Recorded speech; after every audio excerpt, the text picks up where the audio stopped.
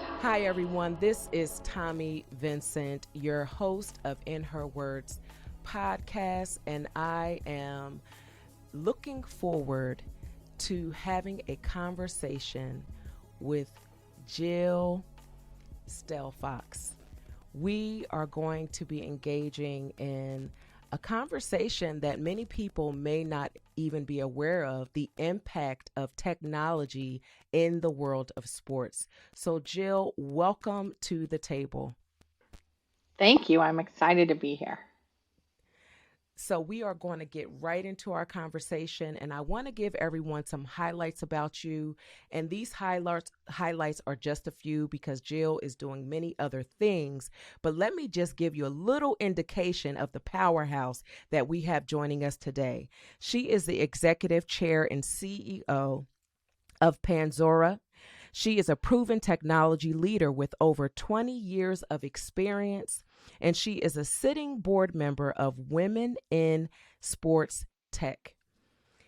So now I've listed off some of those things, but can you please tell everyone in your words who is Jill? Well, it starts with me being a God loving mom and grandma of mom of two, grandma of two. But I love sports. And so uh, I also love business. In my career, I've raised, prior to Panzura, raised 50 million in venture and returned a billion to investors. And I also was the creator of Next Gen Stats along with the NFL, where we track NFL players' statistics during every game. So you said a couple of things where my ears perked up, but let me tell you where I really perked up at when you talked about being the mom of two and the grandmother of two. I have six grandchildren, and they call me my mom.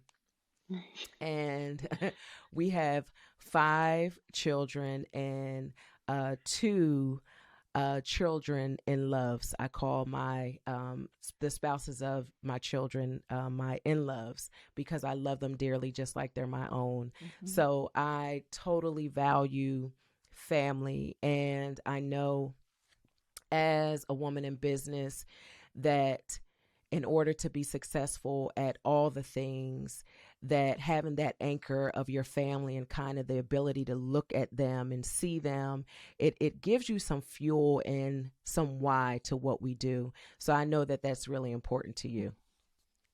Yeah, I have a daughter and I have a granddaughter, and Okay. it drives me so much. I also have a son and a grandson, but it drives me so much because I think the world for women can be very different. And there, by the Mhm. way, is a great place for women in sports. Mhm. Mhm. So can you just share with everyone just, what is Panzora? Just so everyone has an indication of what it is.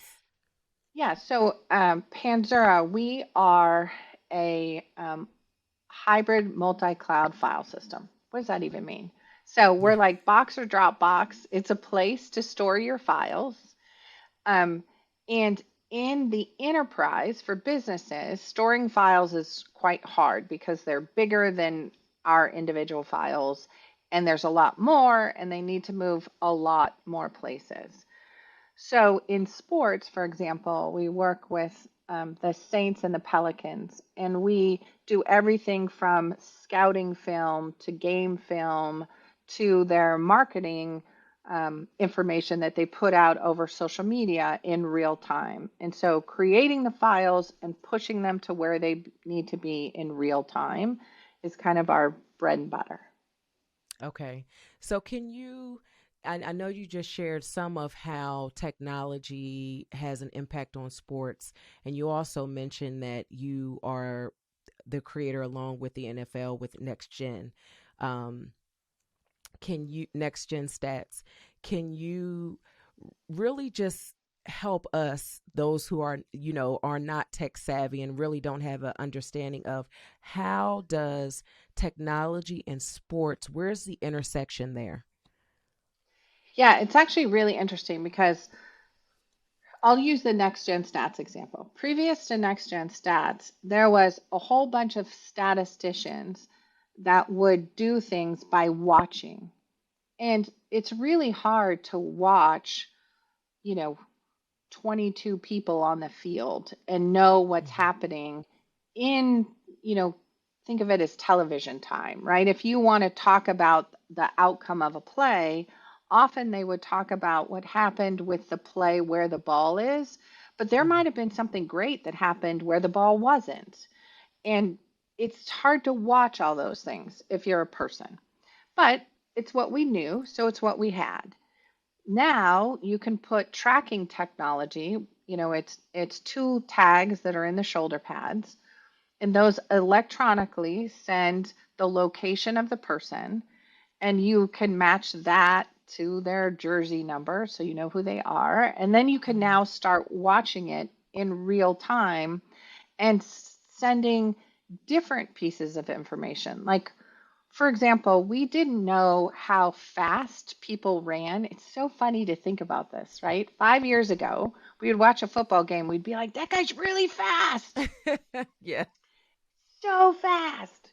Well, now we know what so fast means because Mhm. we, we have the technology on those players and we can say he was running 18 miles an hour and the defender was only running 17 miles an hour. So he was going all the way, right?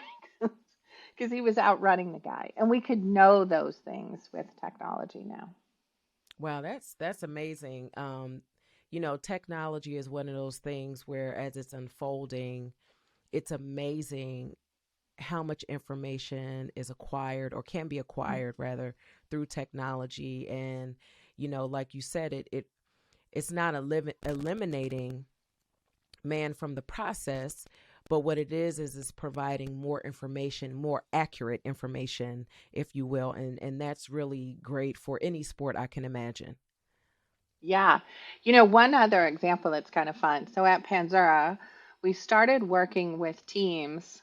We work with the Miami Marlins this way too, where we track their film. So for scouting. So what would happen Hmm. is these scouts would go to high school games or college games and they would get film and they would have it on their laptop or a jump drive and they would mail it in or turn it in when they got to the office, whatever. Well, all of that could get lost along the way.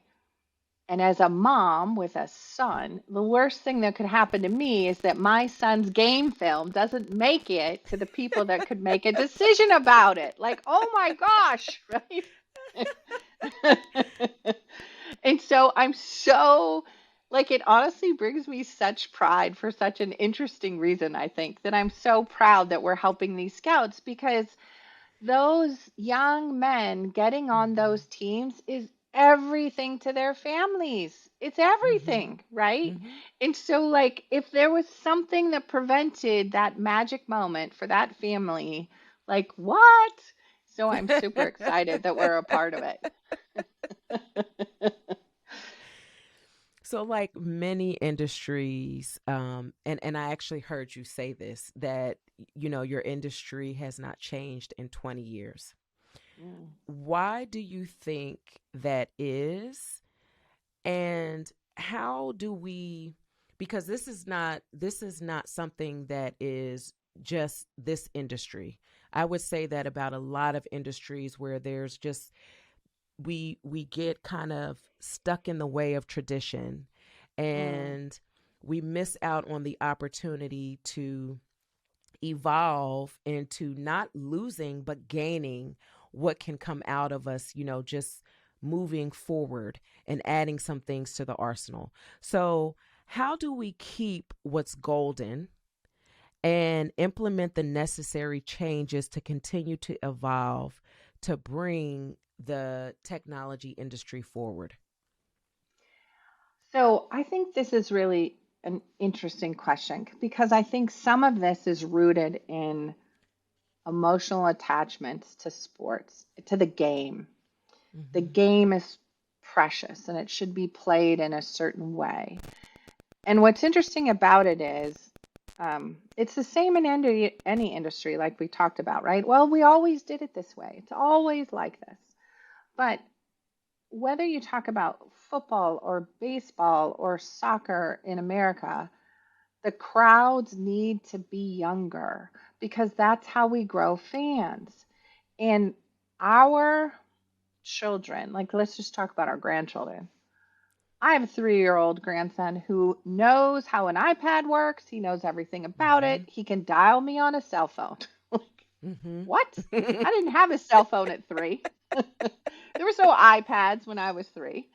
So they're very tech savvy. And so the idea that they could know speed of a player or distance between two players, it's natural for them to incorporate tech in their play and in their life. And Mm-hmm. so if we want to engage that group of people, we need to speak to them where they're at. Mm-hmm. And I also think it helps, frankly, women who are responsible often for the wallet to get the tickets or the jerseys or the whatever, right? I think it's helpful that we are included too, and that we could use technology to understand the game better and Mm-hmm. follow our players better. And so I just think bringing technology to the forefront enhances a game. It doesn't change the rules of the game. It doesn't get rid of the things that people love and cherish about a game. I think it enhances the fan experience, which is, I think, key. Um, and so if you look at like what we're trying to do in Panzura, our industry of storing things, it's been the same way for 20 years and no one's reinvented how it's done, even though the cloud's been here for a dozen years. And so Mm. we just look at these moments and say, wait, why aren't we changing? Let's keep what's really good about safety and storage of files, but make it better, faster, cheaper, easier, you know? And so Mm-hmm. I think the same is true for sports. We can gain fans without changing what we love about the game. Mm-hmm. Yeah, I agree. Change is sometimes, it could be difficult to mentally like accept the change, but once you get in it, you recognize like, okay, wait a minute, this is a good thing. And so it's like Mhm. the willingness just to go for it, and Yeah. recognize that progress is good in all areas of life. And especially when you talk about, I think about how when we're going to the college football games and everything is now on my phone. The Yeah. parking pass, the tickets in the stadium. When I want to order food, I'm scanning a code, scanning the QR code so that I can place my order on my phone, and then I can walk up to the counter and grab the food, and it creates efficiency. So you're not standing in lines for long periods of time, and everything is just moving more quickly. And also I noticed that the people behind the counters that are serving the customers at the game, they don't seem as stressed. Like Hmm. like you're working and you gotta. So technology in the fan experience, it shows up in a lot of different places. It does. And I think it's actually, especially the food example, right, is such a good one because often when you think about going to a game, I love college football, by the way. It's like the best. The The best. the feel in the air of the game, right? It's so amazing. And so it can be a hassle, right? Where do I park? Do I have all the things? Do I have my ticket and my pass and my this and getting everyone in together and right? And so technology just eliminates some of the hassle factor. And I love the one about buying food. Often it's so hard to make that happen at an event, Mm-hmm. or at least in the past, it has been. I think COVID, by the way, helped the QR code scanning menu thing, helped a lot. And so keeping that going, it just allows us to order for our whole family really efficiently. We can even sometimes order ahead, which is the best. And then we can just go and get it, and it's no stress, which means I'm happier and I come back. And so I just love all of that. So, Yeah, no, absolutely. Absolutely. So Panzura encourages its team members to bring your weird. What does hmm. that mean? So for us, it means bring your authentic self to work. And so be who you authentically are. And we have all kinds of great conversations. If you're trying to change an industry, you have to clear your mind for the space to dream about what's possible. And so when something happens in the world, whether it's a race issue or a violence issue or anything, polit- politics, let's Mm-hmm. talk about it and let's understand each other's perspective. The goal is not to come up with a common way to do something because if we did, we would lose our creative thread. It's to come up with an understanding that there's other ways to look at things. And so we love weird people. The weirder you are, the more curious we are about what's going on and what drives you to think that way. And for us, it's really worked. We bought this company 2.5 years ago and went from doing, the old company before we bought it would deliver one new product every couple of years. We have delivered 7 products in the last 2.5 years just through innovating and creativity because we're super weird. I mean, we are. Yeah, yeah. We The really weirder, are. the better. The weirder the better. It makes for the most fun day because you don't know what's happening. So it's really cool. I love it. Like it was just, by the way, Day of the Dead in Mexico.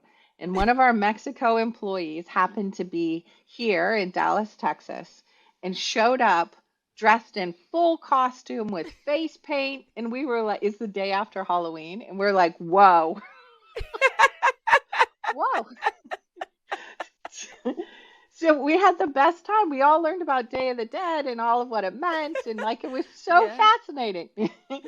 And what an amazing place that you would spend all that time to get dressed up that fancy to come and Mm. share your history with us. And we just Hmm. had the most magical day. It was so fun. It was really fun. So to be an entrepreneur, um, it is not for the faint at heart, in my opinion. It really takes a special mentality.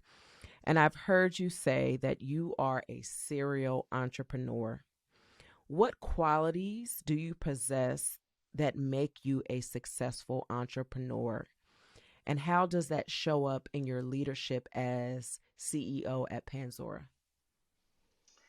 Um, so I think this is actually a really funny question because I think, by the way, women and moms they have the natural instinct for this because the number one thing is courage and the Mm. second is tenacity. And it reminds me, like when your kids are in elementary school or something and they come home one day and they're like, so and so didn't treat me fairly. And you're like, what? Like the whole mother thing comes out. What? I'm going to go talk to the teacher and I'm going to do this and I'm going to do that. And what you don't hear in your head is the unfairness should exist. Like that's like Mm.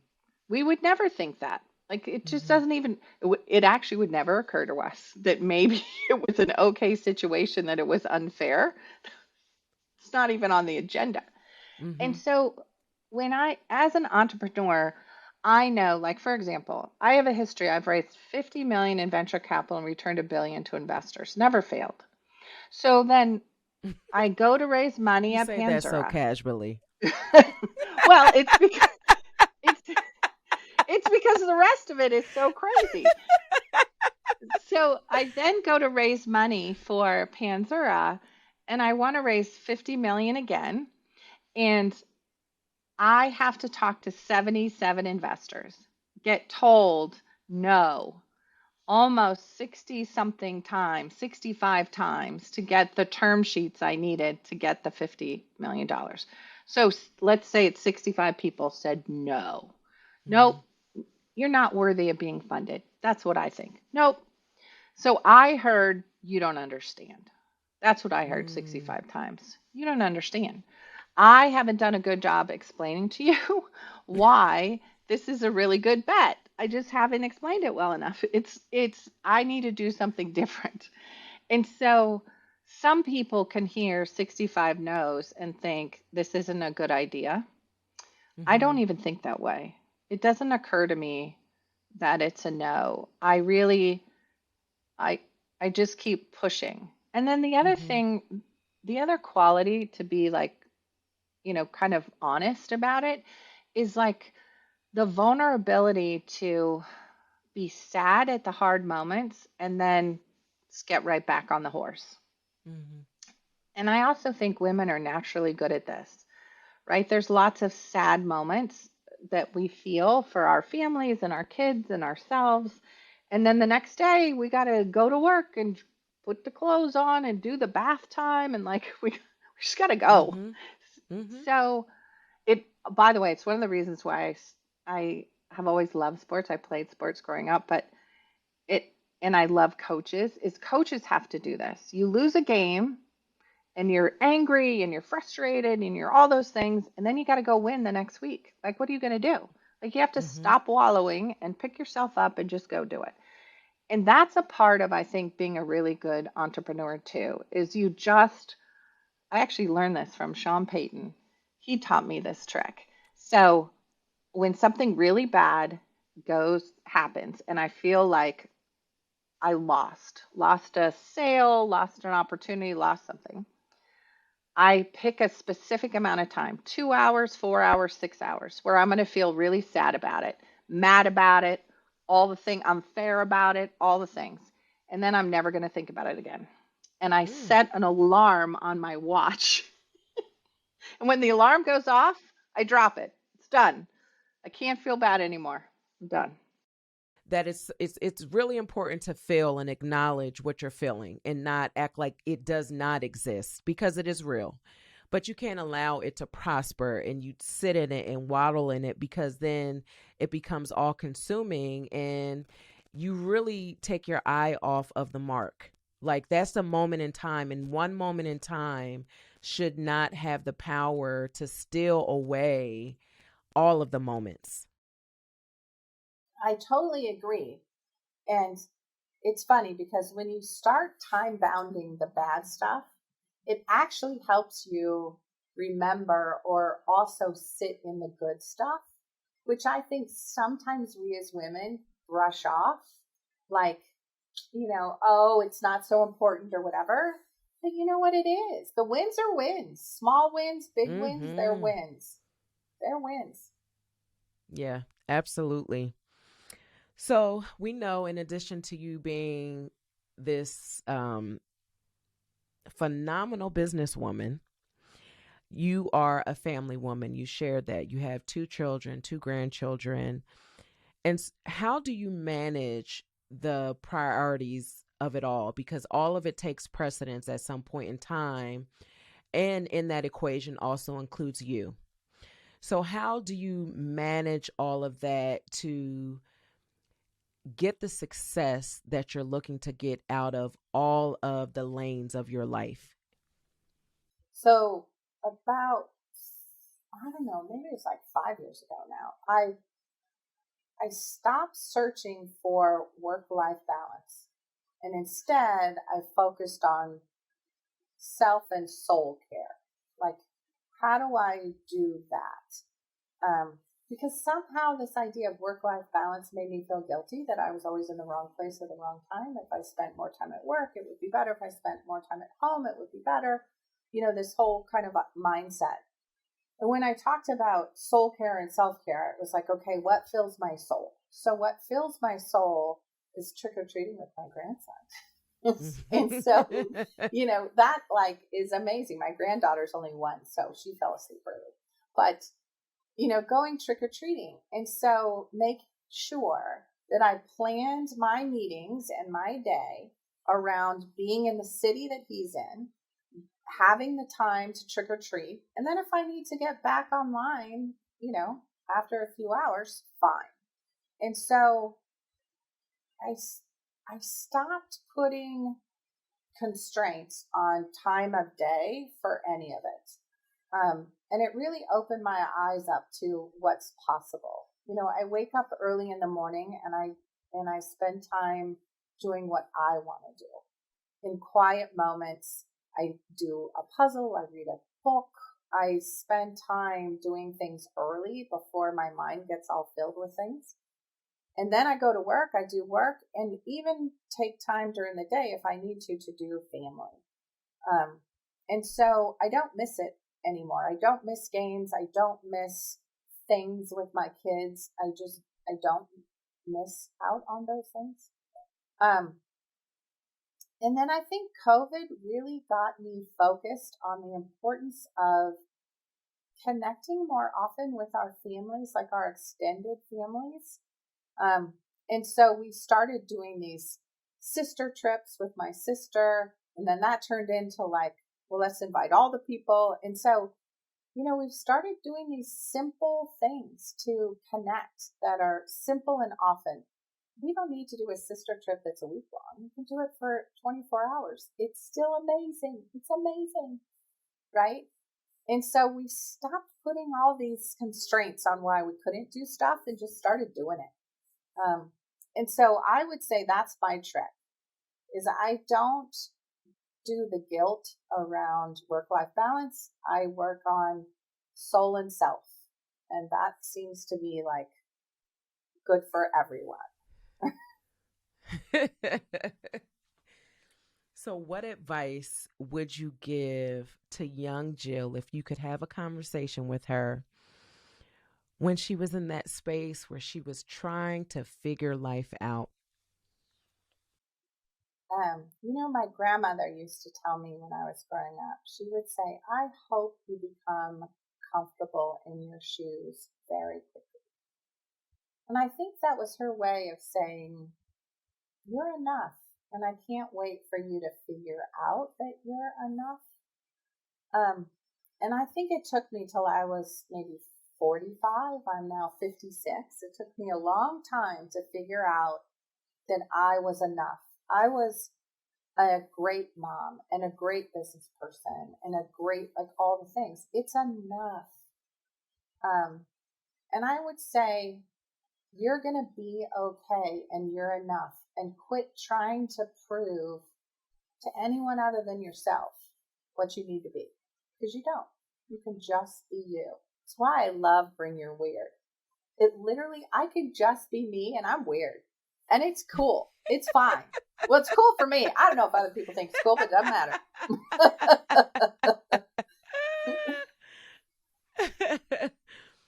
So this segment of our conversation is I am bringing her to the table with me. And this is your opportunity to give another woman some verbal flowers, because you recognize that you are not where you are in your career without her fingerprint on your life.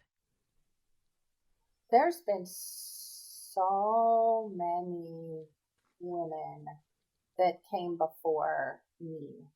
And it was actually interesting because I think if you look at women in business that were CEOs of companies, very few. Carly Farina was an early one. And it was, for her, really hard. But then you have somebody like Michelle Obama, who could not have had more grace. Or even Oprah, who was like, look, if I have to keep asking for a job, I'm just going to buy the companies so I can own them all. And I don't have to ask work for anybody. And I was thinking, what a good idea. Right? So there's been this whole series of women that have come before that have shown me the way. And the one thing I know for sure is that we women need to see it to be it. Mm-hmm. And I don't think we always see it in one person, right? You can see the qualities, just like I mentioned, right? The grace and humor of Michelle Obama.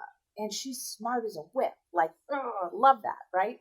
And Oprah, who's like, let's just become a mogul. I'll just control my whole life. And, and Carly Farina, who was super tough in a man's world, probably tougher than I want to be as a person, but she Mm-hmm. had to bring that whole game in order to break that ceiling the way she did. And so it doesn't have to be one person. It can be a lot of people that give you those moments of grace that could change your trajectory. Mm-hmm. And the other thing I would say is that all of that taught me that I don't have to be everything. I can be what I'm good at, and that's still good enough. I don't have to be perfect or everything. Mm-hmm. And that's what I love about those women that I look up to. I still do. Mm-hmm. So we're going into our final segment, and this segment is Food is Love. And I love people to life through food. And so these questions are like questions that I think of often, and just how food is such a great connector. No matter what part of the world you're in, everybody's got to eat. And we have these amazing traditions. So I have some food questions that I'm going to ask you.